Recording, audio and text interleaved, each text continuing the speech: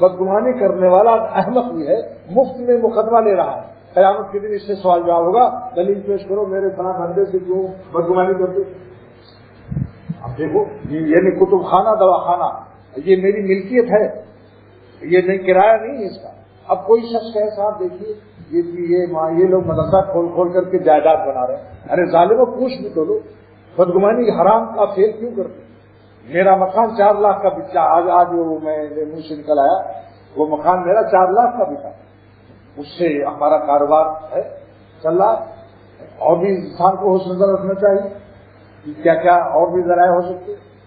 تو اس وقت میں نے اخبار میں دیا اس کو بیچنے کے لیے، لیکن اخبار کا دینا میرے لیے مفید نہیں ہوا. لیا میرے خاص دوست نے جن کا پورا خاندان مجھ سے بیٹھ ہے، ڈاکٹر حافظ Ayub MBBS MRCP heart specialist, انہوں نے خریدا اور انہوں نے یہاں دکان ملی. انشاءاللہ دسمبر میں آ جائیں گے. ایک وقت مطلب ان کا یہاں بھی ہوگا. اتنا قابل ڈاکٹر، حافظ قرآن، 5 وقت نمازی. اللہ کا شکر ہے کہ وہ قریب ہی انہوں نے دکان لی اس بلڈنگ میں. تو میں نے اخبار میں جب دیا تو ایک صاحب نے ٹیلی فون کیا مجھے کہ آپ کا حدود اربع کیا ہے. تو میں نے کہا مسجد قریب. میں نے سوچا مسلمان میں خوش ہو جائے گا کہ مسجد قریب ہے، بہت بڑے عالم مفتی بشیر احمد صاحب پڑوسی ہیں اور مسائل میں آپ کو. تو سنتے ہی اس نے کہا خدا بچائے میں ہرگز وہاں نہیں لوں گا، اذان کی آوازوں سے میری نیند حرام کر دو. جناب یہ ہے، یہ پاکستان ہے اور یہ مسلمان ہے. کوئی کلب والا رہا ہوگا، کلب مانے یہ ایک عربی میں کلبہم باسط الذراع بالوسیط قرآن میں ہے. کلب کے معنی کتے کیا ہیں، اور زیادہ میں کچھ نہیں کہتا، میں اس لغت کو بتا رہا ہوں. لہذا اپنے ایسے الفاظ سے بچنا چاہیے.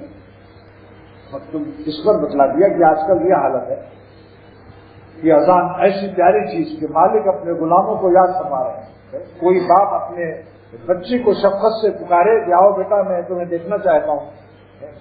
کوئی ماں کہے 5 مرتبہ دفتر سے آ جایا کرو بیٹا، بغیر تمہارے میرا دل تڑپتا رہتا ہے، تم دن میں 5 دفعے آ کر مجھے دکھا جایا کرو، کرایہ مجھ سے لے لو.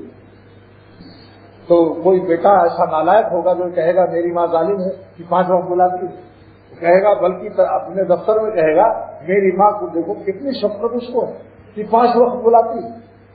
اللہ تعالیٰ ہمیں 5 وقت اپنے گھر میں بلاتے ہیں، ہم اسے سمجھتے ہیں کہ جرمانہ کرتے ہیں. جو اس کا احسان و کرم ہے جو ہر وقت ہمیں دیکھتے ہیں، لیکن مسجد میں بلاتے ہیں خصوصی طور پر، اپنی بارگاہ میں ہمیں اجازت دیتے ہیں کہ آؤ ہم کو یاد کرو. سبحان اللہ، اللہ تعالیٰ کا احسان.